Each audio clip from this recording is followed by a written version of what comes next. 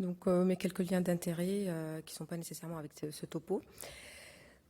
Nous connaissons tous cette notion de douleur chronique post-chirurgicale qui a une incidence non négligeable depuis plusieurs années et qui, malgré certaines de nos connaissances et l'avancée de la prise en charge des patients, reste quand même assez conséquente, avec une part de douleur modérée à sévère qui reste élevée.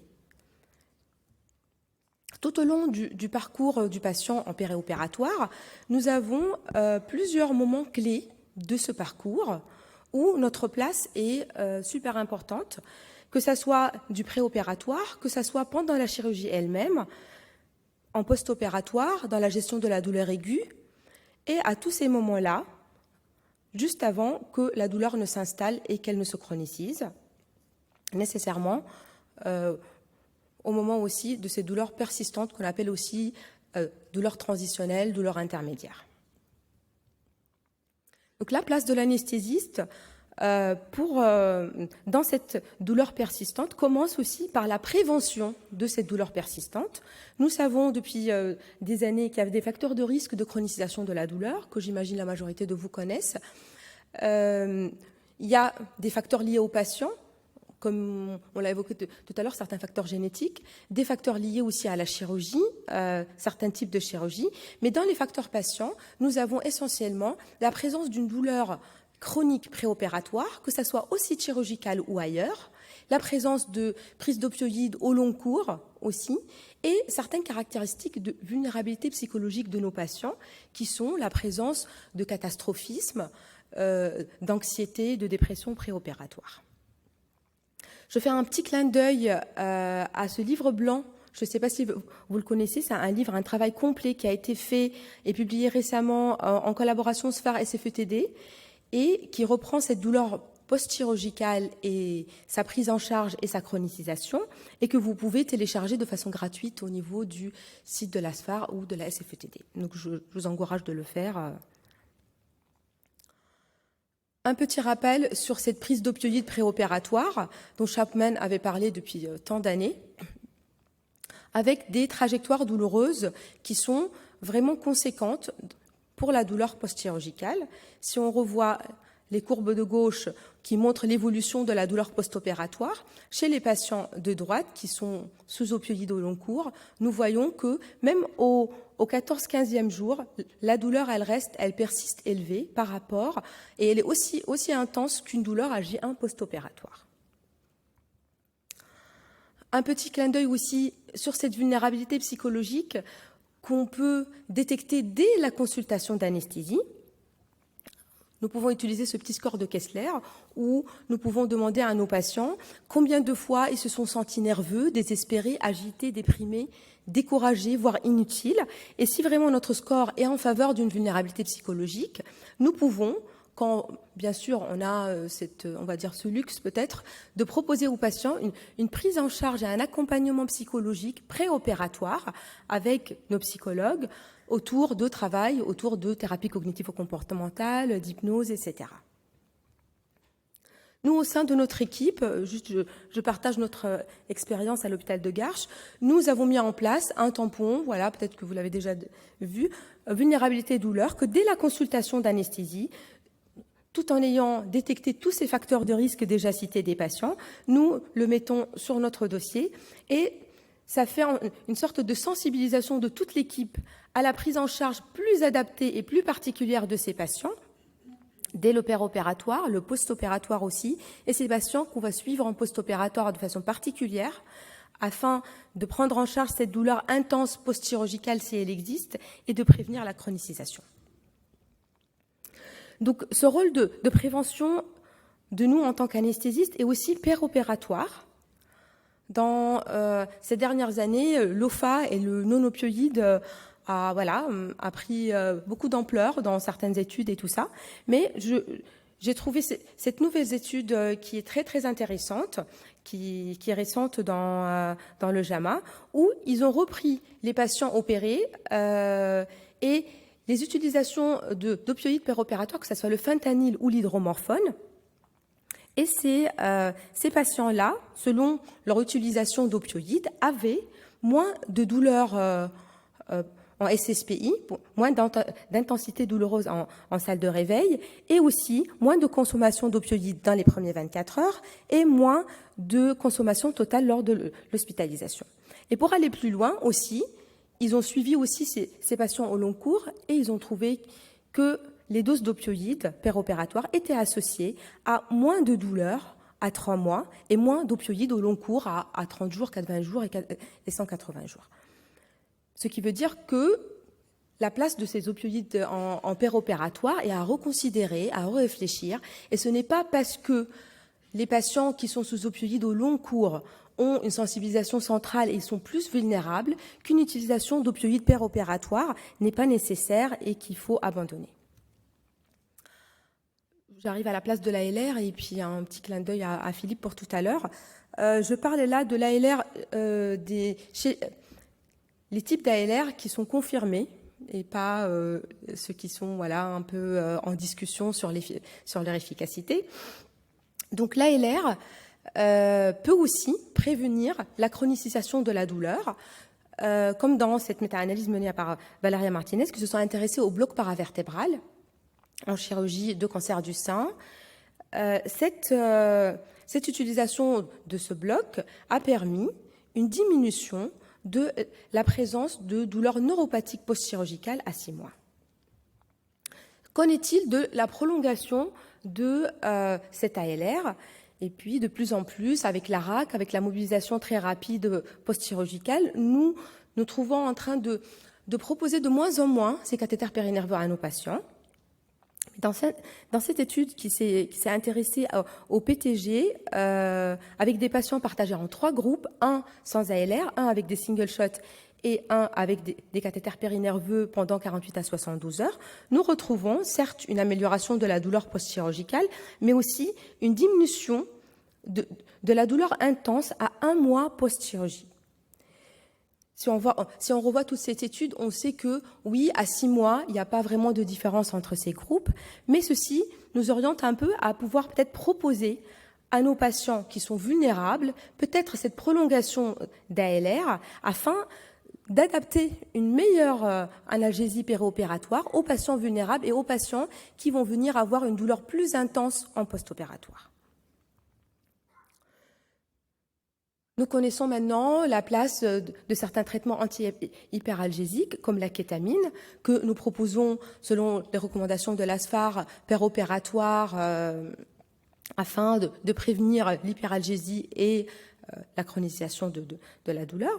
Et dans cette nouvelle méta-analyse en réseau, certes la kétamine aussi, elle ressort en prévention de la douleur chronique à 6 mois, mais aussi la lidocaïne, elle se retrouve à une bonne position quand même dans cette prévention. Bien entendu, nous n'avons pas le nombre de patients optimal pour vraiment pouvoir conclure de façon très très adaptée, mais ça veut dire que de nouvelles études prospectives sont nécessaires et ce serait très intéressant pour la lidocaïne.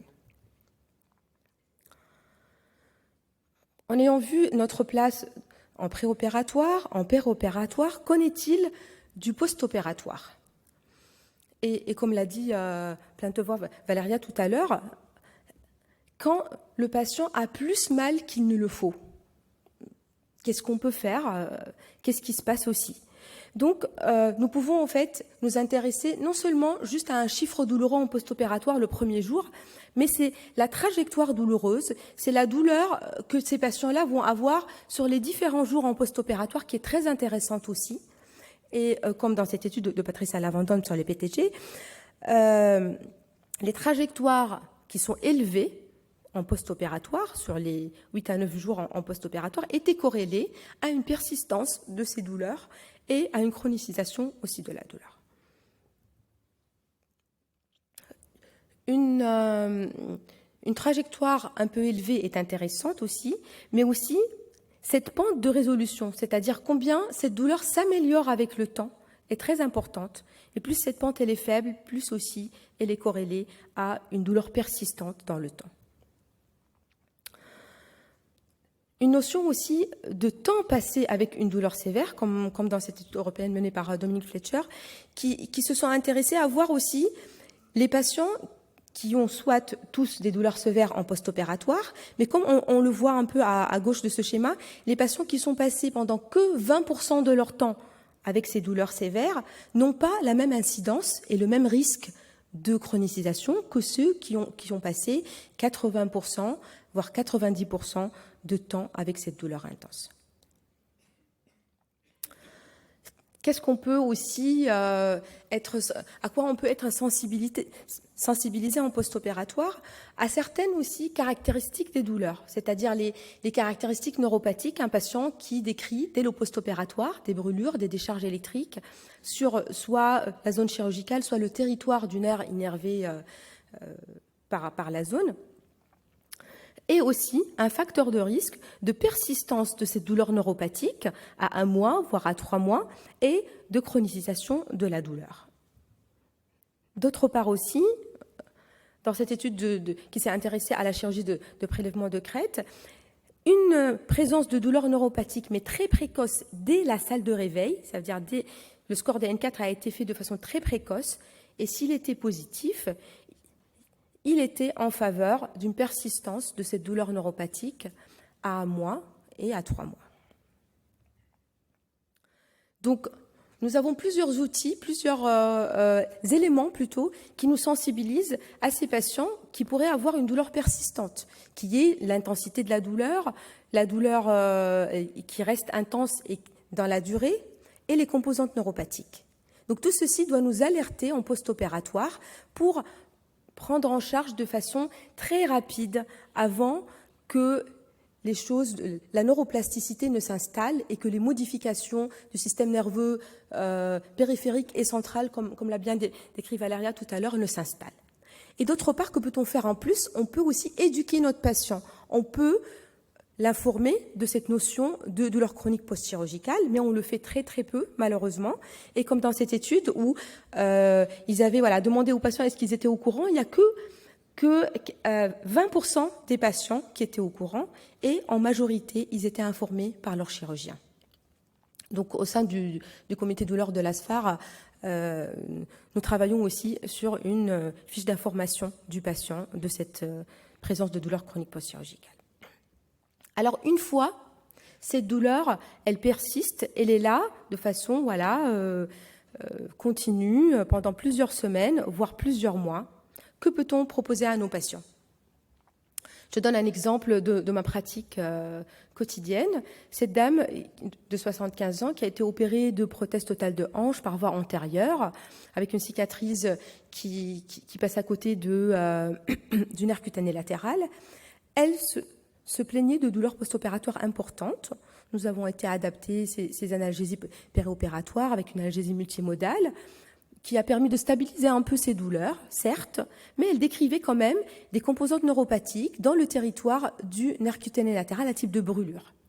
Cette patiente a été suivie et rappelée par téléphone à 1 mois pour voir l'avancement et l'évolution de ses douleurs, et elle avait des douleurs persistantes, une présence d'allodynie et des brûlures avec des décharges électriques au niveau du même territoire. Donc on l'a vu en consultation, nous avons mis en place rapidement les traitements à visée neuropathique de première intention et, puisque ce n'était pas efficace, aussi d'autres thérapeutiques de deuxième intention, avec une bonne évolution par la suite. Donc agir tôt est très important. Un petit rappel du score DN4 que j'imagine vous connaissez tous. C'est un score qui est positif au-delà de 4 et qui a une très bonne sensibilité et une spécificité qui est essentiellement à l'interrogatoire et à l'examen clinique. Mais je rappelle un petit peu que des fois, en post-opératoire immédiat, il est difficile d'examiner notre patient avec ses pansements, avec ses plaies, etc. Nous pouvons utiliser un score qui reprend juste les 2 premières items, qui sont là les caractéristiques à l'interrogatoire, qui s'appelle le DN2, qui est un peu moins spécifique et sensible, mais qui permet, s'il est supérieur ou égal à 3, de s'orienter vers la présence d'une douleur neuropathique. D'autre part aussi, si on fait une évaluation téléphonique et qu'on ne peut pas examiner notre patient, nous pouvons l'utiliser, ou on peut aussi responsabiliser notre patient et lui demander de s'auto-examiner. Un patient est capable de voir s'il a une hypoesthésie au tact ou à la piqûre, c'est-à-dire avec un petit trombone, ou s'il a une allodynie. Nous avons des recommandations françaises de la prise en charge de ces douleurs neuropathiques et qui ont été remises à jour. Je ne sais pas si vous les connaissez tous, mais je vous invite à les revoir. Et la première ligne est à mettre en place rapidement et qu'on peut, si on est sensibilisé et formé un peu à cette notion de douleur neuropathique, les mettre en place de façon précoce, mais surtout ne pas oublier qu'une fois on propose surtout les traitements oraux pour ces patients-là, il faut les commencer à faible dose et monter progressivement parce qu'elles ont des effets secondaires, et d'autre part, ne pas oublier de les suivre. Qu'en est-il de toutes ces nouvelles techniques interventionnelles émergentes qui sont très très intéressantes et qui pourraient avoir une place? Qu'en dit la littérature surtout? La littérature n'est pas très riche malheureusement. Les méta-analyses sont essentiellement pour des douleurs surtout ostéo-articulaires, ça veut dire l'arthrose de genoux, d'épaule, etc., douleurs de hanches, qui sont beaucoup de fois positives, comme ça, dans cette méta-analyse de radiofréquence pour les nerfs géniculés avec une bonne efficacité à 6 mois par rapport aux stratégies d'infiltration, etc., mais des fois aussi négatifs, comme dans l'étude de droite, qui ont retrouvé, voilà, pas de différence avec la radiofréquence au niveau de l'épaule par rapport au traitement conventionnel. Mais ne pas oublier aussi que les études sont tellement hétérogènes, avec peu de RCT. Par exemple, dans cette méta-analyse, il n'y a que 7 RCT. Alors, même s'il est négatif, est-ce qu'on peut y conclure? Non, nous avons besoin de nouvelles études prospectives randomisées afin de positionner ces stratégies et de voir à quel moment du parcours de notre patient les proposer.